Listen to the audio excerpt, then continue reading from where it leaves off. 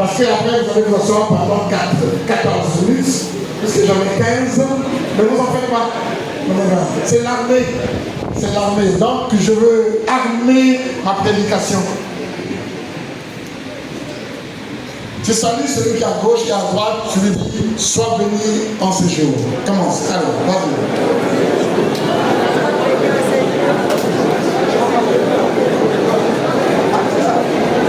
Ok. Alléluia. Salut, salut, salut. Sois béni en ce jour. Donne-lui une salutation influente. Sois béni en ce jour. Sois béni en ce jour. Sois béni en ce jour. Hey, tu ne souris pas, tu ne souris pas. Le militaire, quand tu salues, ne souris pas. Salut son chef, sois béni dans ce jour. Mais le philosophe aussi, sois béni dans ce jour.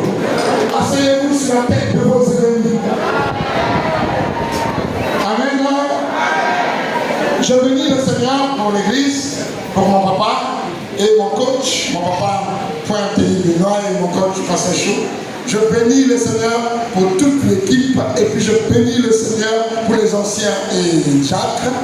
Et je bénis le Seigneur pour Gémat de cette église qui m'a choisi pour traiter le sujet. Ainsi que Dieu vous bénisse. Je suis du Congo-Brazzaville, je suis un homme sur la Pointe-Noire, je m'appelle Patrick Misongo. Mettons les titres à côté, devant l'armée, on n'a pas besoin de titres, on a besoin du respect des corps et du respect des grâces. Que Dieu vous bénisse. Voilà comment ça va procéder. Voici le thème. Par le Saint-Esprit et dans l'unité, va dans l'armée, la grande institution et proclame ici la publication que je t'ordonne. Voici les points. Je vais commencer par le but. Après le but, je vais passer par les objectifs. Premier objectif, je vais commencer par les définitions, parce que vous devez comprendre quelques définitions. Et puis, deuxième objectif, nous allons parler de cette importance de l'armée dans cet état, dans notre milieu, et son importance même avec Dieu. Et puis, nous allons finir, et on va voir la suite qui est là. Avant, suivez-moi s'il vous plaît, on va voir la suite et ça va commencer. Voici les versets bibliques que vous connaissez. Ils ont pris deux versets bibliques qui sont spécifiquement d'évangélisation. Avec l'autre verset biblique de Jonas, va à Ninive et parle de mon nom. Va, expression directe, expression qui est impérative, donc un ordre, parce que l'armée marche avec l'ordre. Deuxième, allez, faites de toutes les nations disciples. Même le verbe aller, qui est mis en grec, est un verbe qui n'est pas conditionnel, mais qui est vital pour la suite, pour celui qui le fait. Or, lorsque quelqu'un respecte l'ordre, il en reçoit les grâces, le rang et les récompenses qui suivent. Voilà pourquoi ils ont pris le thème. Ainsi, nous allons commencer avec ce qui est notre but. Le but, c'est que les chrétiens, corps habillés, je vous dis pourquoi c'est corps habillés, remplis du Saint-Esprit, puissent être capables de vivre la vie de Christ dans leur grande institution et proclamer l'évangile pour sauver ceux qui ne sont pas sauvés. Les versets bibliques, c'est ce que nous avons mis ici au tableau. Et nous allons commencer avec les définitions. Et dans ma définition, je vais passer par l'historique de l'armée de Côte d'Ivoire et l'historique de la Gématie. Et puis, nous allons mettre les mots qui suivent. Voici un peu l'historique, un peu survolé de l'armée ivoirienne. L'armée ivoirienne a 4 corps, qui est l'armée de terre, la marine nationale, l'armée de l'air et la gendarmerie. Et les forces armées de Côte d'Ivoire représentent la capacité militaire de la République de Côte d'Ivoire. 1. 2. Ça, c'est général, mais nous sommes en Côte d'Ivoire. 2. Ils sont responsables de la protection de la population. Ça, c'est l'article numéro 1 que vous allez trouver partout dans le monde. Responsable de la protection de la population. 2. Responsable de la protection du territoire et des intérêts nationaux. C'est-à-dire, si vous voulez toucher à la République ivoirienne, ok, vous allez rencontrer l'armée. Si vous touchez aux intérêts de la République, l'armée ivoirienne, ok, il faut d'abord destituer et détruire l'armée pour que vous puissiez rentrer. Si vous devez toucher à la présidence, vous allez rencontrer l'armée. Et l'histoire de l'armée ivoirienne a été créée en octobre 1961. Et le premier général de cette armée était le général Thomas Dakin Ouattara. Il était né le 2 février 2006 et il est mort le 9 janvier de 90 à l'âge de 73 ans. On l'a enterré à Kachona.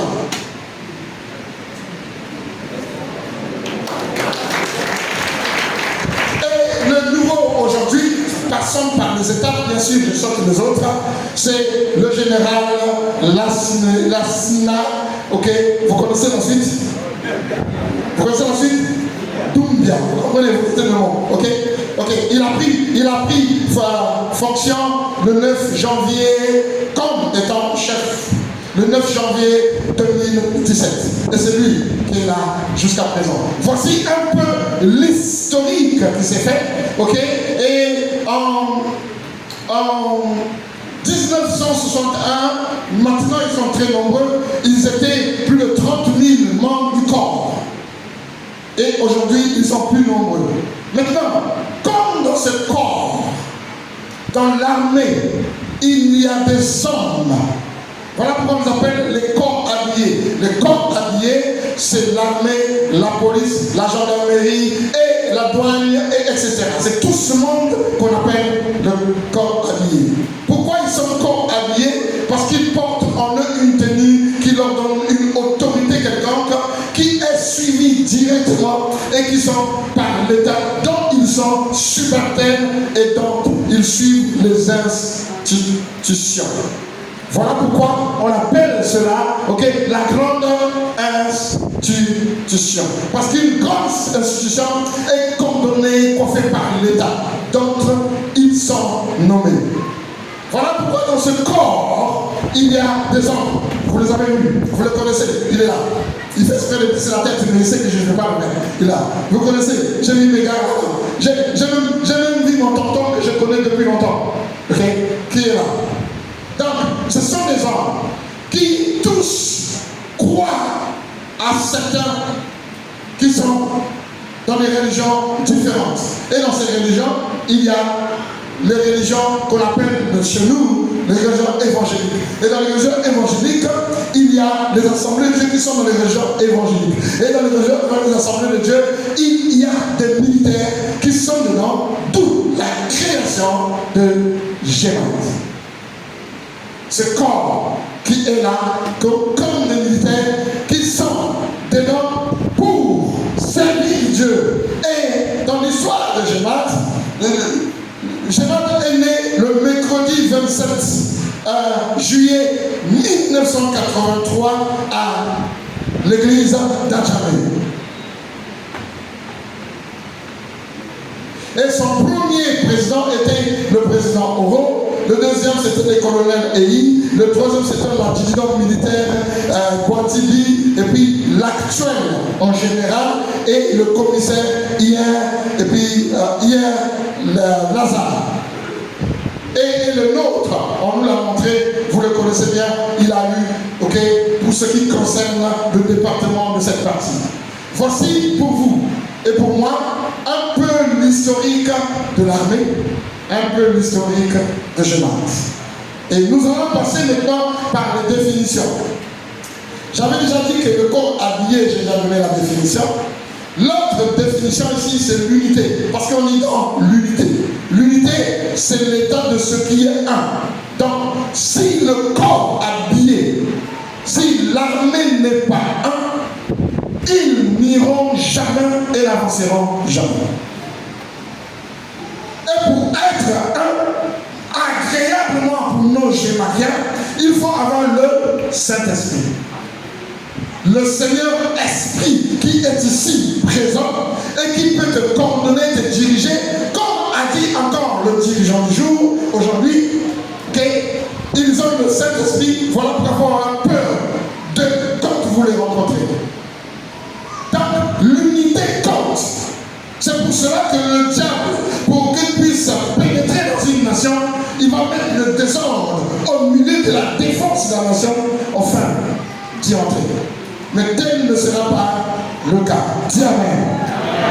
L'armée, c'est l'organisation structurée d'individus armés visant à conquérir ou à défendre un territoire. Voilà. Ou protéger d'autres unités. Donc, quand vous voyez l'armée, c'est le corps habillé qui sont créés pour ou conquérir ou défendre. Si vous regardez, si je vous parle de l'histoire des guerres, et je vous parle dès le départ, les histoires de la conquête des nations, on ne va pas s'arrêter. On ne va pas s'arrêter. Il faut 45 jours, 8 heures par jour pour parler des conquêtes, pour que tu comprennes que l'armée est agréable. Voici, donc, notez bien, lorsque une armée est organisée par un État, elle est une institution. La nôtre est organisée par l'État, voilà pourquoi on l'appelle la grande institution. L'institution, c'est la structure légale avec l'ensemble des règles qui sont subalternes à l'État. Et ces objectifs sont subalternes aussi à l'État. C'est-à-dire quoi? L'institution, c'est ceux qui directement obéissent à l'État et au chef et qui sont structurés. Voilà pourquoi vous avez vu, tout est coordonné. Vous voyez aujourd'hui, même les mots, on a oublié même l'ancien Placide, même les mots que l'ancien Placide a placés sont spécifiquement placés militairement. Pourquoi? Parce qu'il répond à l'institution. Il y a une personne qui avait oublié sa coiffe, c'est comme ça qu'ils appellent ça, beurrer sa coiffe, et puis il a fait signe à la personne est partie prendre la coiffe et venue coiffer. Vous voyez, c'est l'institution. Quand on dit on va en marche, quand on dit t'es où? Là, les gens crient hey, aujourd'hui, pour nous c'est debout assis, que tu cries, que tu parles, que tu boudes pas, c'est le jour d'armée. Tu vas te tenir debout parce que c'est une institution. Mais si tu ne réponds pas à l'institution, tu ne réponds pas à l'État. Si tu ne réponds pas à l'État, tu vas le croiser dans ton chemin. Ah, donne-moi un amen militaire. Donne-moi un amen militaire. Voilà un peu ce que je donne pour cela. Maintenant, nous allons voir le mot. Le mot armée signifie Tchahaba. Voilà pourquoi l'armée israélienne s'appelle le Tchahaba. Tchahaba signifie ce qui s'avance, ce qui est une force, ce qui combat, ce qui est une guerre, ce qui ne recule pas derrière un obstacle. Voilà le mot. On dit Tchahaba, mais on lit en hébreu Hab. Et dans le mot Hab, c'est le mot spécifique et principal de Dieu. Spécifique de Dieu. Et dans cela, vous trouvez, ok, Tchahaba ou même Sabaoth. On a l'habitude de dire Tabaoth. C'est vrai, on prononce en français, mais Tabaoth. Tabaoth veut dire l'éternel des armées. Et le mot a commencé directement et déjà avec la Genèse chapitre 2, verset 1. Waouh, vous voyez? Genèse 2, chapitre 2, verset 1 dit, ok, et l'Éternel vit que tout était bien arrangé. L'Éternel. Ici, on n'a pas dit l'Éternel comme Yahweh, on n'a pas dit l'Éternel comme Jéhovah Shalom, on a dit, ok, Jéhovah Sabaoth. Vit. Que tout était bien arrangé, il s'est reposé. Vous voyez, l'Éternel lui-même, pour se reposer, a vu que sa défense de ce territoire était bien disposée. Même les militaires en question ne pas même. Était bien disposés. Donc, Genèse chapitre 2. Et ça se trouve, ok, 461 fois dans l'Ancien Testament. De Genèse chapitre 2 jusqu'à, c'est quand on donne Zacharie et on descend jusqu'à Zacharie chapitre 7 verset 14. Et Malachie plutôt chapitre 2 verset 42. Malachie, tu vois, après il dit donnez vos offrandes, et puis il dit vous verrez, si quelqu'un dérange ce que vous avez, je menacerai. Tu vois, donc je menacerai, c'est pas moi, c'est moi l'Éternel, créateur de la terre, mais ici là, c'est pas autre, l'Éternel des armées. Pourquoi? Quand je menace, il y a menace. Pourquoi ton amène a peur des acclamations devant les militaires? Donne-moi des acclamations militaires. Moi, l'Éternel des armées, je suis brave, je suis Kabaos. Je menace. Pourquoi? Parce que l'Éternel lui-même, avant que tu naisses, avant qu'il te fasse, qu'il se repose, il s'est rendu compte que rien ne peut te déranger, rien ne peut te toucher, rien ne peut t'atteindre, parce que la main céleste était là. Tu vois? Donc le territoire était miné, c'est leur expression, Le territoire était bloqué, zégué. Donc, quand tu comprends comme ça, tu comprends que le mot armée, ok, vient de Dieu lui-même, Tabahout. Il s'appelle l'Éternel des armées. Amen. Donc, premier objectif, tu dois comprendre que l'Éternel s'appelle l'Éternel des armées. Lui-même, pour ta vie, pour ta bénédiction, pour ton mariage, pour ta grâce, pour ton territoire, pour ton terrain, ok? Il a déjà cabaroté, il a déjà arménisé, il a déjà harmonisé, il a déjà mis la défense.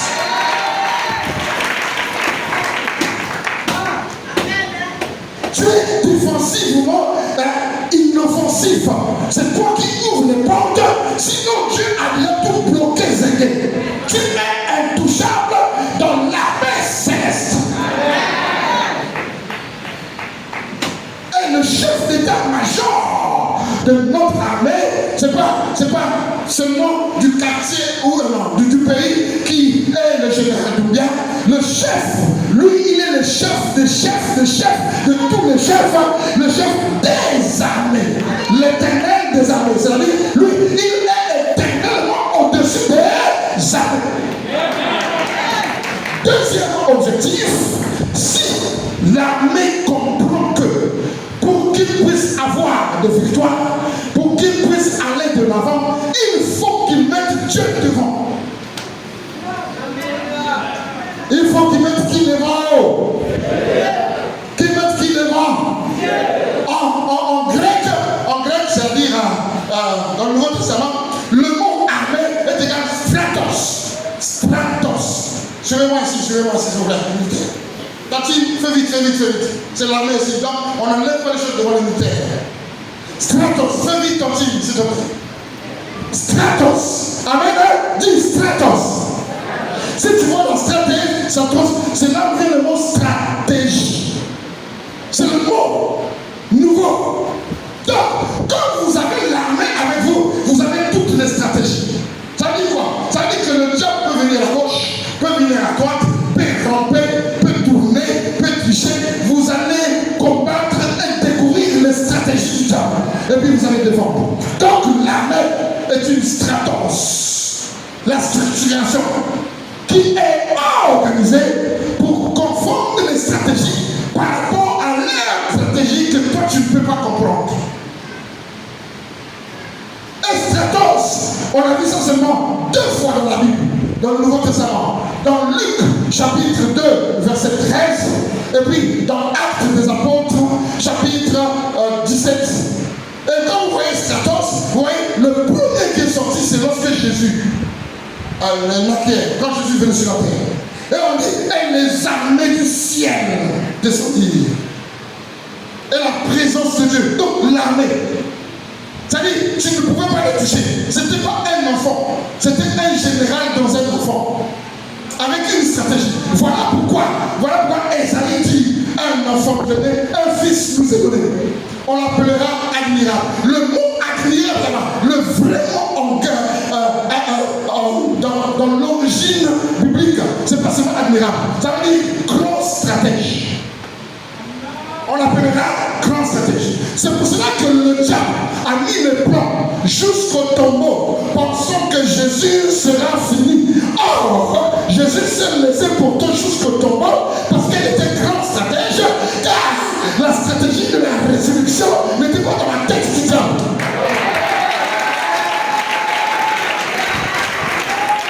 Donc fais attention, quand il avait un recul, quand il avait un rebrousse du chemin, fais attention, ne le suis pas, il t'a mis un piège devant. Quand il était dit reculant, il ne recule pas, il te piège. Les reculs de l'armée sont parmi les pièges les plus stratégiques dans le monde. Donc quand une personne dit je recule, attention, même quand il lève son drapeau blanc pour se tourner à toi, c'est pour que devant toi, dans toi, qu'il puisse fuir sur ton toit et puis puisse te ramener toi dans son corps. Stratos. Est-ce que quelqu'un est en train de comprendre? C'est que j'ai compris. Donc, je suis avec les grands stratèges, je suis avec Kabaot. C'est qui dit ça? Voilà pourquoi, quand l'Éternel des armées est au milieu de quelqu'un en train de faire des opérations, toi, ne se moque pas de la personne parce qu'il est malade, parce qu'il ne va pas, parce que la stratégie de l'Éternel des armées est en train de se faire. Kabaot est en train de prendre place. Demain, la personne que tu te moques, tu le verras voyager, tu le verras se marier, tu le verras aller de l'avant. Pourquoi? Parce que l'Éternel des armées a mis la stratégie que tu connais. Jésus est dangereux depuis la sortie du tombeau. C'est la résurrection qui fait notre force.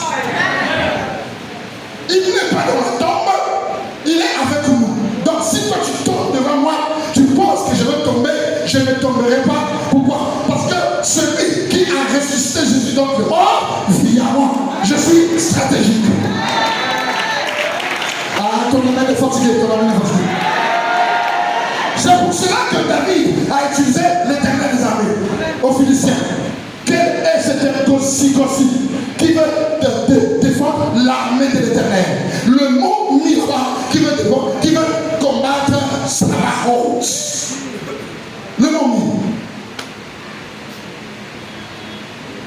Et il combattit au nom. Moi, je te combats au nom de Dieu. Tu viens avec moi, avec des flèches, avec des javelots, avec les missiles, avec bombe atomique.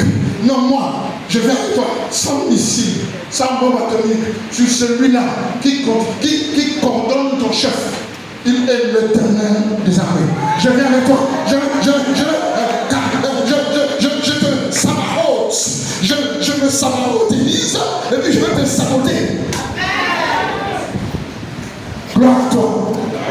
Parce que Dieu, l'Éternel des armées, il est l'Éternel des armées. En conclusion, c'est pas parce qu'à monter la feuille, j'étais en train de conclure.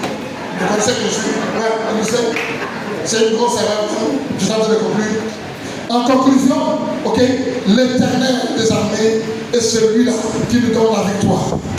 Et dans 1 Corinthiens chapitre 9, verset 7, on dit, ces genre de personnes qui sont dans l'armée, ils ne peuvent pas être dedans sans bénéficier de ce qu'on leur donne. Voilà pourquoi ma prière aujourd'hui, que tous ceux qui sont dans l'armée, retraités ou autres, ok, puissent comme dans 1 Corinthiens chapitre 9, verset 7, puissent bénéficier de toute promotion, ok, à compter de ce jour. Que Dieu, l'Éternel des armées, qui dirige vos armées, lui, il ne suit pas le protocole des armées des hommes. Il peut te l'élever aujourd'hui alors que ton nom n'est pas dans la liste. Et c'est ce que vous aurez vous.